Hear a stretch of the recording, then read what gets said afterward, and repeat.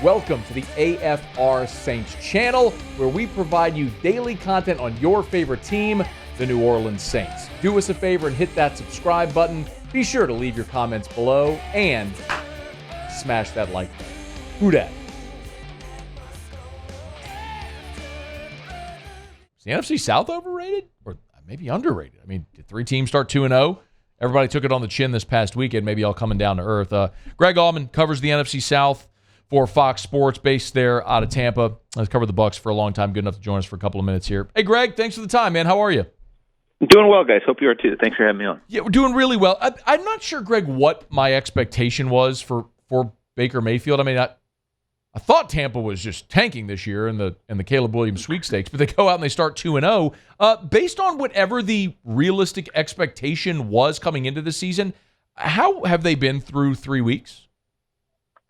Probably one more win than expected, I would say. I think most people thought they could beat the Bears.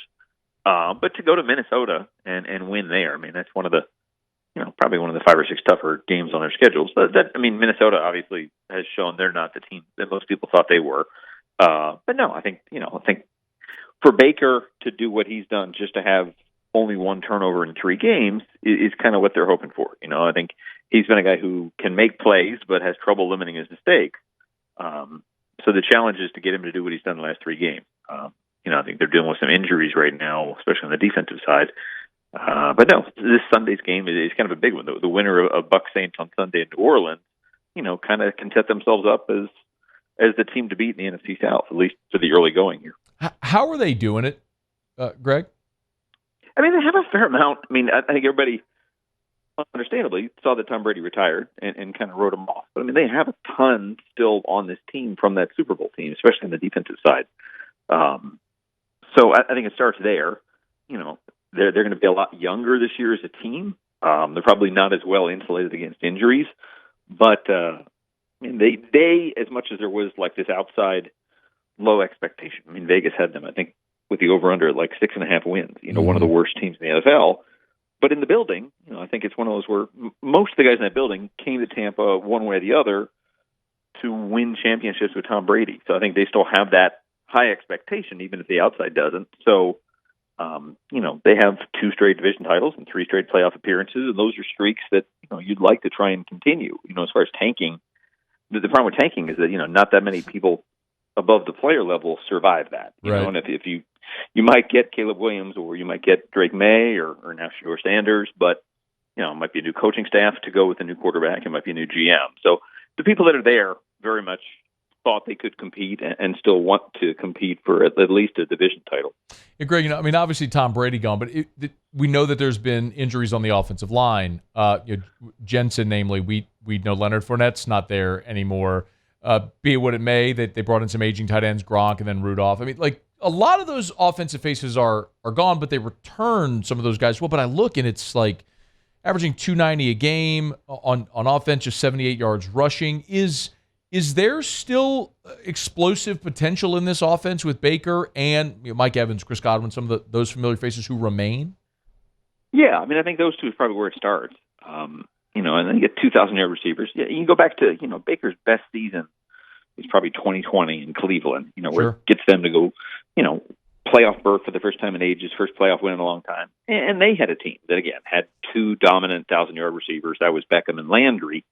But it's kind of the same model as here. I think the defense he has here probably is a little better than what they had in Cleveland. The offensive line is probably a little worse. So it's not going to be, easy by any means. The Bucs, weren't that great a team last year. They're a division champ, yes, but they're 8-9, and they scored about 2 touchdowns a game less than they did the year before. So there's kind of room for improvement, even if you have to start with taking away a great quarterback like Brady. Greg Auman is our guest. He's on Twitter at Greg Auman. That's AUMAN. Fox Sports covers the NFC South, based out of Tampa there. Knows a lot about the Bucs. Obviously covered the Bucs for a long time. You mentioned the injuries on defense. They just a walkthrough today, having played on Monday night, but man, it's all defenders. It's 3 cornerbacks. It's 3 defensive linemen. It's Devin White. Walk me through this, Greg. What is significant enough that it could impact Sunday in the Dome?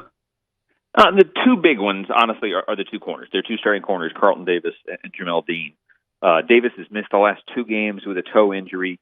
Dean had to leave in the middle of the Monday night game with a shoulder injury. So Dean's probably the bigger unknown. But I mean, Davis, they listed as a limited participant today. He had practiced last week. Bowles kind of cautiously optimistic today.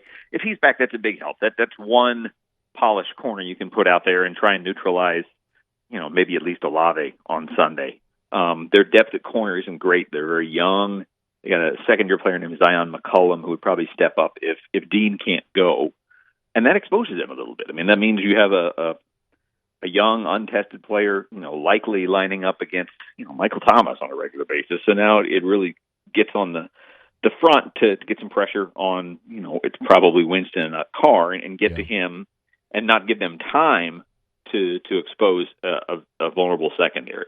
Greg, it's been 4 years, but does the Jameis Winston angle still play there in Tampa? Because it doesn't feel like it's at the Winston against his former team thing doesn't seem like it's as big a deal now as it was, say, back in 2021, that Halloween game. Yeah, I mean, it's one of those where, I think, they've had the whole Brady era in between. So, the eating W's, some of the celebration Jameis had, it's kind of, it's a novelty to bring it back. There's only, I think I counted 13 guys left on this team that actually played with Winston. It's a decent, it's very much Vita Vea and Levante David and Devin White, Carlton Davis and Jamel Dean. So it's the key people he's going with defensively are the same guys that played with him in 19, if not earlier. But no, it's I don't think there's like an anger or anything like that. I mean, I think they want to beat the Saints first and foremost. This is an important division game. It just happens to have the nastiness that is Bucs Saints, and that's Jameis, that's Mike Evans versus Marshawn Lattimore, that's Cameron Jordan versus the offensive line. There's lots of kind of history that goes on anytime these two teams play. Division rivalries always do. If Todd Bowles has the blueprint for Sunday, how does that look for Tampa to get out of the Dome with a win? Turnovers. That's definitely what did it last time. I mean, you look at last year's game in New Orleans, it's like a 3-3 game late in the third quarter, maybe even the fourth quarter. And then New Orleans, I think, turns it over 5 times in 6 possessions. Yeah. Winston has 3 picks in the fourth quarter, one of which is returned for a touchdown. Those lead to 17 points. That's why they won the game. And it's interesting because, Mayfield and Winston have a lot in common in terms of number 1 overall picks, huge success in college, not the same in the NFL because they haven't been able to keep their interceptions in check. I mean, Winston has as many picks as anybody when he came in the league. Mayfield has as many picks as anybody since he came in the league. So it's really going to come down to which of those guys can avoid turnovers. The Bucs have 5 picks this year as a defense. The Saints have 4. I think there's only 6 teams that have that many picks in the NFL. So it's a game that could lend itself to a lot of turnovers, and chances are the team that wins is the team that avoids them. Greg, these two teams play here in Week 4. They won't see each other again until Week 17 in Tampa. If I asked you to look into the crystal ball, what do you think? I won't ask you to project New Orleans, but I'll ask you to project Tampa. What do you think Tampa looks like in Week 17? I don't know. I mean, I think they're more competitive than most people expected. I think Carolina has taken a step back from what people had thought they might be, just dealing with the injuries they have, with the rookie quarterback as they have. Atlanta's 2-1, but I don't know that they've been a real emphatic 2-1. They're still kind of the same concerns that they've had in terms of pass rush and unproven quarterback and those kind of things. So I don't see any of those 4 teams clinching the division before Week 16, Week 17 when you have these division games at the end of the year.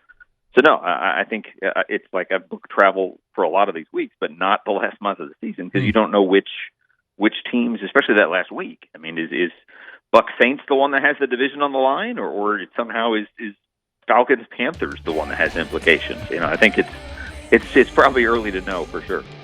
Hey, thanks so much for watching. Please leave your comments. I love to interact, and be sure to hit the red subscribe button below.